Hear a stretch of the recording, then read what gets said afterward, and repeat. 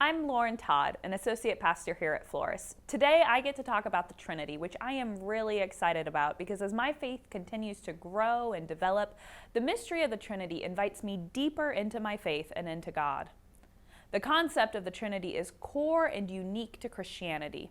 This is a big theological concept, and it's okay if you don't fully understand it. In fact, I remember Pastor Tom once saying in a sermon to head the other way if anyone tells you they fully understand the Trinity. Some of this is supposed to be a mystery. We are always learning about God and how to be in relationship with God, but our ability to describe God is limited by language.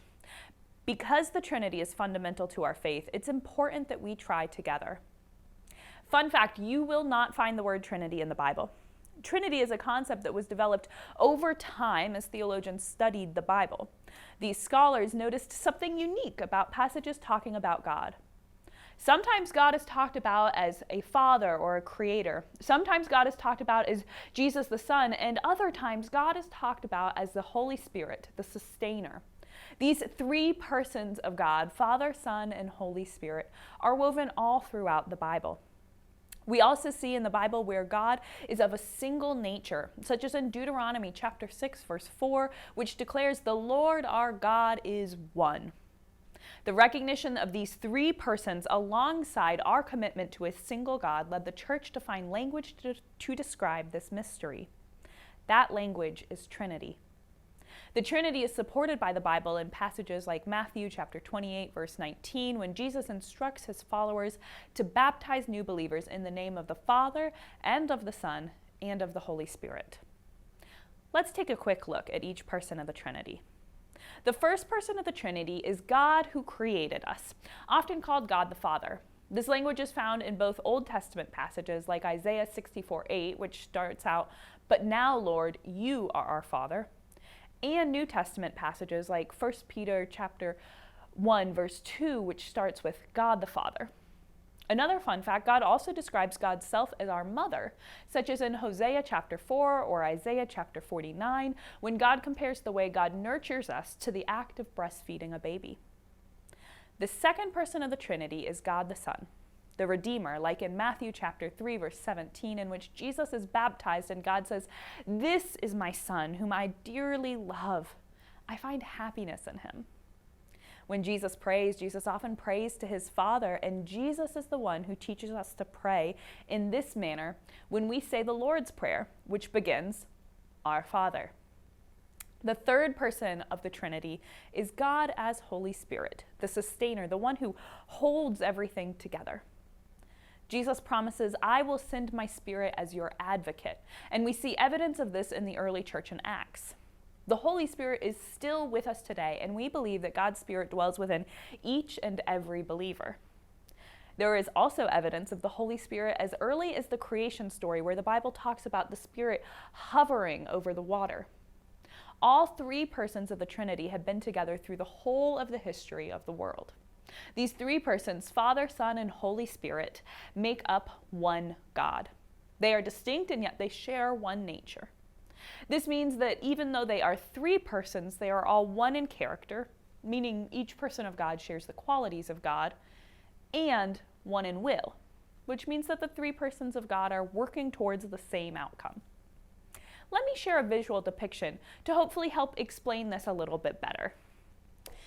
I'm going to draw for you something that is often called the shield of the Trinity, and it begins with God in the center, as we should often place God in the center of our lives. Now, in the person of God, you have three persons. That is the Father, and we'll put a big circle around the Father, the Son, who is the second person of the Trinity, you all know him as Jesus, and the Holy Spirit. We'll just write HS to keep it short. Now, the Father, the Son, and the Holy Spirit are all God. The Father is God, the Son is God, and the Holy Spirit is God. But the Father is not the Son is not the Holy Spirit, and the Holy Spirit is not the Father. Now we call this the shield of the Trinity because you can see here the three persons make up this triangle, at the center of which is God. The Father, Son, and Holy Spirit each are God, and yet none are the other. One God, three persons, the same nature, and yet each distinct. I hope that this is a helpful image for you to be able to think about the Trinity. There are a lot of metaphors for the Trinity, but they each give us an incomplete picture. Remember how I said language is limited? You might have heard God described as an egg, in that there is a shell, a yolk, and a white, but they are all one egg. The problem in this is that the yolk is not a complete egg, whereas each individual person of God is fully God. You might have also heard God described as the three stages of water: solid, liquid, and gas, in that they are all the same thing, each is water.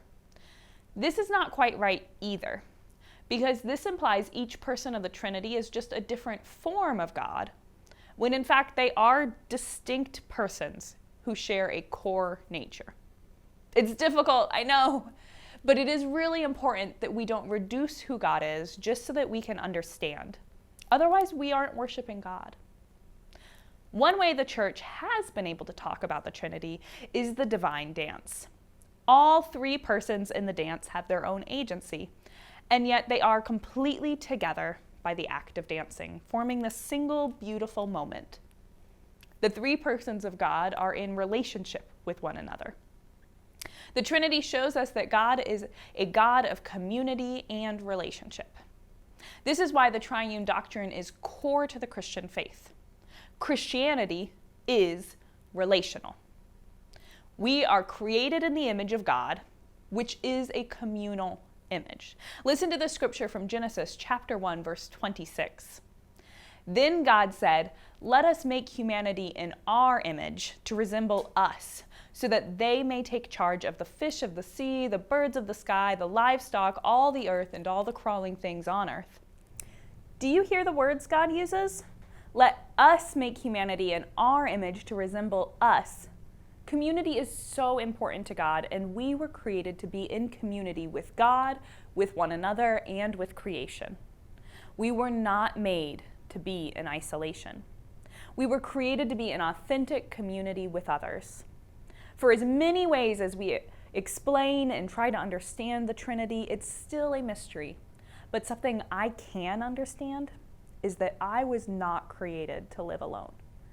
Neither were you. We were created to be in community.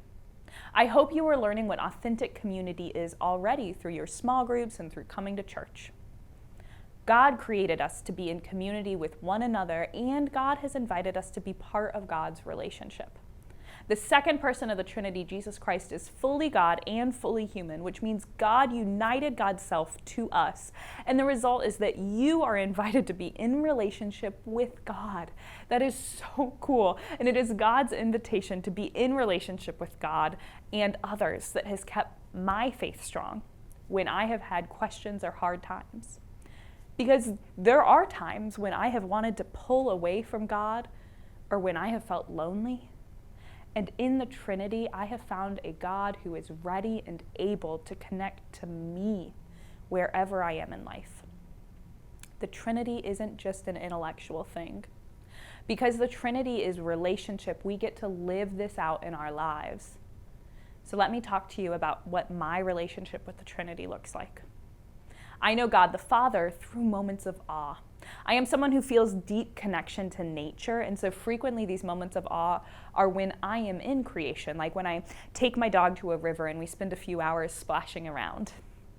I am filled by a sense of peace and a knowledge that I am cared for, and this always pulls a song out of my heart, compelling me to sing praise to God.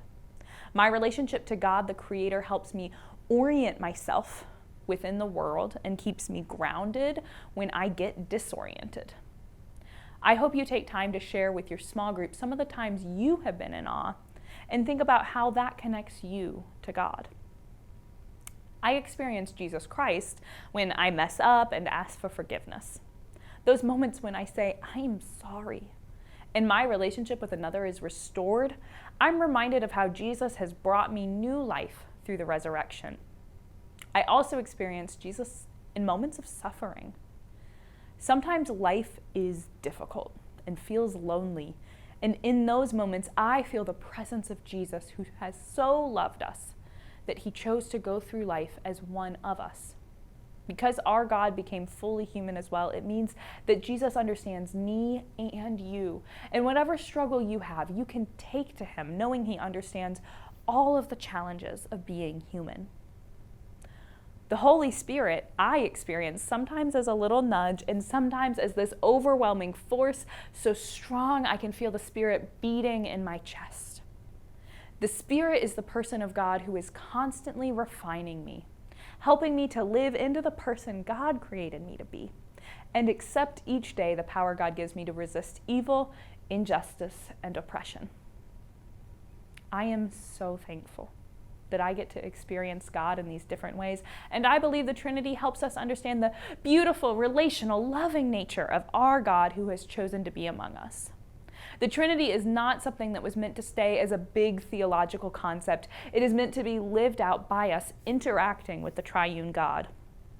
Take some time with your group today to discuss the different ways you have experienced and interacted with the Trinity. Thank you so much for your attention, and enjoy your conversation.